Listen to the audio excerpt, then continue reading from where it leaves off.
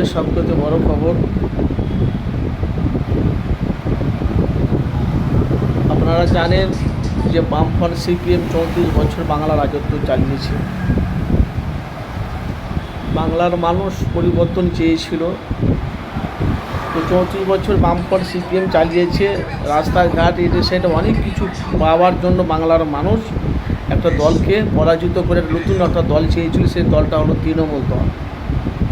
বাংলাতে মুখ্যমন্ত্রী মমতা ব্যানার্জি 1 থেকে 100 পর্যন্ত, 100 থেকে 0 পর্যন্ত এতটা তার বাংলায় প্রকল্প উন্নয়ন।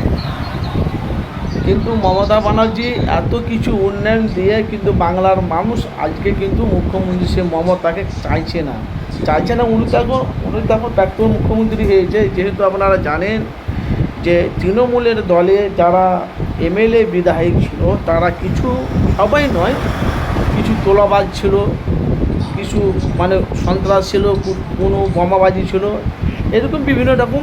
এইসব এমএলএ বিধায়কও যদি মুখ্যমন্ত্রী যদি মমতা ব্যানার্জি ওদেরকে যদি সরিয়ে দিত, তাহলে আমার মনে হয় বাংলাদেশ মুখ্যমন্ত্রী মমতাই হতো।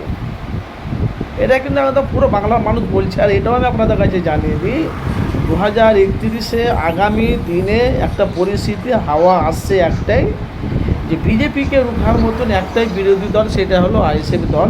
বাংলার জনগণ সাধারণ মানুষ বলছে 2031-এ নতুন চমক আসছে বাংলাতে, সেটা হলো আইএসএফ। নওশাদ সিদ্দিকী ক্ষমতায় আসছে 2026-এ। আপনারা দেখেন মুসলমান, এই যে যেমন একটা হিন্দুর সাথে আর একটা হিন্দুর যেভাবে মিল মহব্বত, যেভাবে আকর্ষণ, একটা ডাকলে হাজার হাজার মানুষ বেরিয়ে আসবে। কিন্তু আমাদের কথা বলছি, আজকে যে আমরা বাংলাতে যে চলাফেরা ওঠাফেরা করছি, কিন্তু আমাদের দেখেন মুসলমান কিন্তু আমাদের একতা নেই। এই মুসলমান যদি একতা হতো তাহলে আমাদের দুর্দশায় এটা হতো না।